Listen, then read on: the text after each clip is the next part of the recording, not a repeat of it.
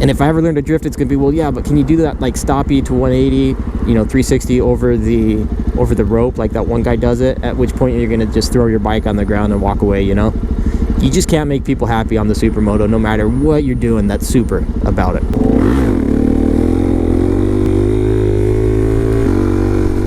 What's up, you guys? John's Moto Garage. Welcome back to the channel.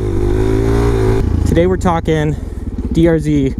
All right, not too long ago I uploaded a video discussing 5 reasons why supermotos are the dopest and the best, and why you have to have a supermoto. I wasn't only talking DRZ, I'm talking supermotos in general. And if you didn't catch it, there's always a hint of sarcasm and joking in my videos, because honestly, there is no one best bike. It all depends on the rider and what you're doing and all that stuff.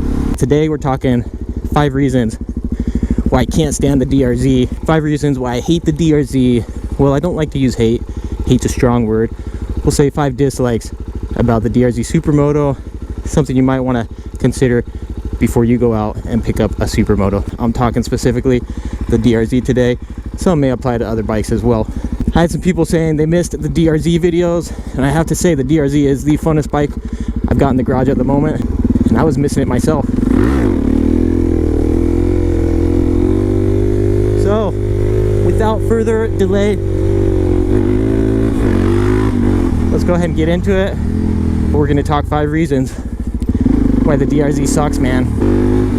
So reason number 1 is going to be very, very subjective, but across the board a lot of people seem to hold this same viewpoint, and that is that in general the DRZ kind of has an old school look. In other words, it hasn't been updated in I don't know how many years exactly. From when they came out till now, they basically look exactly the same, aside from some changes to the plastics and color options. So you look at the front headlight, looks kind of old school. So in general, it just doesn't look all that cool as a supermoto right off the line. The cool thing though is there's tons of parts and mods available, things people can do to quickly turn that around and make it into a KTM lookalike. Basically, it was what most people go for. So that's the number 1 reason. They just don't look all that awesome. They're kind of old technology. That leads me into the number 2 reason, which is they're still carbureted. And I came from street bikes and road bikes, and I got to a certain point where I would avoid at all costs buying anything that wasn't fuel injected, just because I couldn't stand dealing with carbs, having to use the choke and tuning them and all that kind of stuff. So going on to the DRZ, initially it was a bit of a shocker, man. I was like, wait, carbs? What the heck? The only carb I know about is the kind I consume. You know what I mean? Yeah, they are carbureted, but I think a lot of dudes who come from dirt bikes, that's just kind of the baseline. So I don't think that's really too out of whack. But yeah, number 1 reason, kind of old school and outdated. Number 2 reason, they're still carbureted, bro stuff. All right, reason number trace, and this is going to be really getting into that subjectivity I was discussing. One of the biggest pitfalls of getting a DRZ is, at least for me, I jump on the bike, I throw a leg over, I start it up, and I go from being a responsible, outstanding, upstanding citizen of the United States of Americana, and I turn into the number 1 hooligan ever to hit the streets. Jump on a DRZ, man, and all reason, all judgment, everything part of that frontal lobe in your brain just goes out the window, bro stuff. Just goes out the window, and you start acting like an idiot on these things.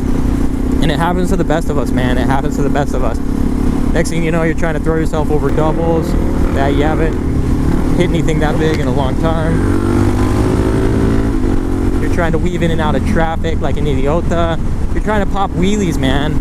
Popping dang wheelies, bro. I don't understand what's all about that. But that's what the DRZ does to you, and that applies to all supermotos, I would say. You get on this thing, and just because you're on a supermoto doesn't mean you're a professional rider. But for some reason, it's like we all think we are, man. MTM, DM, I'm talking to you too, man, up in Canada, pulling your crazy stunts on the supermoto. That's what I'm saying. It happens to the best of us. So that's one of the downsides of the supermoto. Your chances of getting busted or getting into trouble or getting yourself hurt multiplied tenfold, man. Not if, just when.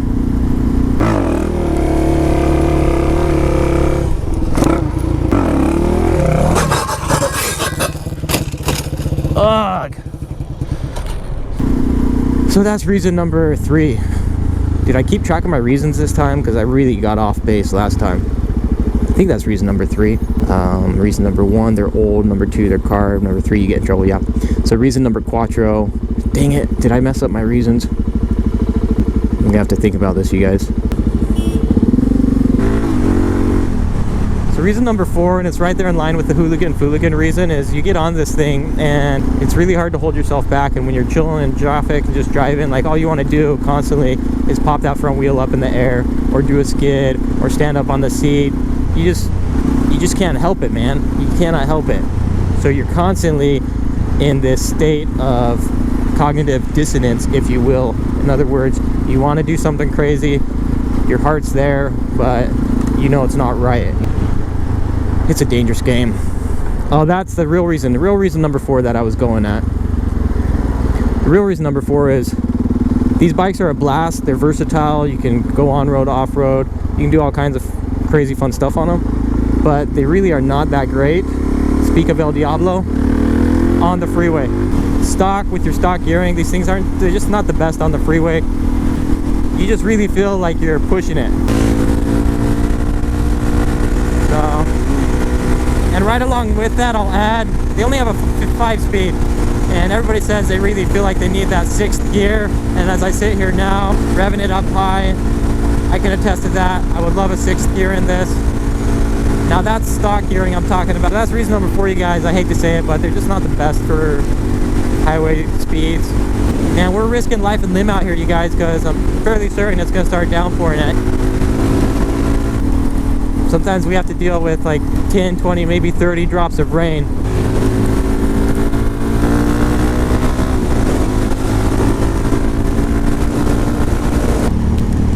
Alright, you guys, we made it off the freeway. So now to reason number 5, and then I will give you guys a bonus reason as well. Reason number 5.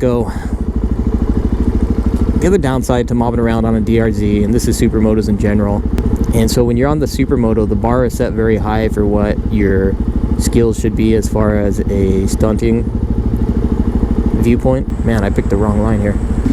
This is crazy, man. Anyway, so that's one more thing that happens, dude.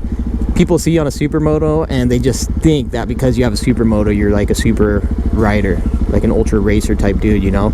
So you pull up, they're like, dude, sick bike, bro, stuff. Can you pop a wheelie? To which you respond, heck yeah, I can pop a wheelie, man. And you pull off your cool, like, you know, 5-6 foot wheelie. They're like, no, I mean, like, you know, like a wheelie, dude, like a real wheelie. It's like, yeah, I just did it. No, I mean, like, you know, pop a wheelie, like dragging the tail, you know, both feet hanging off the back. Anyway, the point I'm getting at is people set the bar real high, man. The standard is very high if you're zipping around on a supermoto. If you're like 99% of us out there, myself included, that's just not the case. Most of us are your average Joe that are just having fun zipping around on a bike that looks like it should be in the 12 o'clock position 24 hours around the clock. And that's the other thing you may get, well, yeah, that's cool, man, you can pop a wheelie and nice, you know, well done, but can you do a stoppie? And I guarantee if I ever learn stoppies, it's going to be, well, yeah, but can you drift? And if I ever learn to drift, it's going to be, well, yeah, but can you do that, like, stoppie to 180, you know, 360 over the rope, like that one guy does it, at which point you're going to just throw your bike on the ground and walk away, you know? You just can't make people happy on the supermoto, no matter what you're doing that's super about it. Now for the bonus reason, if you've hung around this long, gracias. Reason number 6, bonus reason why supermotos are the worst, and this does not apply only to the DRZ, they're total chick magnets, bro. I'm telling you, dude, you pull up to a car with some chicks in it and they cannot keep your hands off of you. And if you're a chick, they're total dude magnets, you know? Doesn't matter who's on the bike. Somebody sees you on it and it's like, oh, dude, that's dope, bro stuff. Very dope. Now, for me, that's a big problemo because I happen to be married happily. I don't know, if you talk to Jackie, she may say something different, but I'd say for the most part, we're happily married. Now, that bonus reason for many of you is going to be like, heck yeah, bro, I'm going out and getting a supermoto right away. This might be a good dating tool for you, a good way to meet some cool people. And then reason number 7 why I hate the supermotos, which I could have lumped in with one of my other reasons. I said it was cool that this looks like a dirt bike. Well, because on the downside, seeing as how this does look like a dirt bike, the 5.0 sees you on this and you've got a target on your back, man. They're gonna follow you for a couple miles before they run your plate and realize, okay, somehow this dude managed to make a dirt bike street legal, but still, let's make sure he's not doing any wheelies. So basically, you put a target on your back, man. You decide to ride around on one of these, you put a target on your back. And oh my gosh, I'm rolling into reason number 8, dude. It doesn't matter how good your wheelie is, amongst your fellow riders, they're gonna say, yeah, but dude, it's just a freaking supermoto. Now go wheelie on a sport bike, or go wheelie on a Harley, you know what I mean? Yeah, you just can't please them. You just cannot please them. Alright guys, those are my 5 reasons plus 3 bonus reasons of why supermotos suck. Do not go get one, do not buy one. Truly are like the worst moto out there. Stay tuned next week, we're gonna go over 10 reasons why supermotos actually are the best. Alright you guys, John's Moto Garage as always. If you dig the content, like and subscribe. Gracias for tuning in, and hasta luego, nos vemos.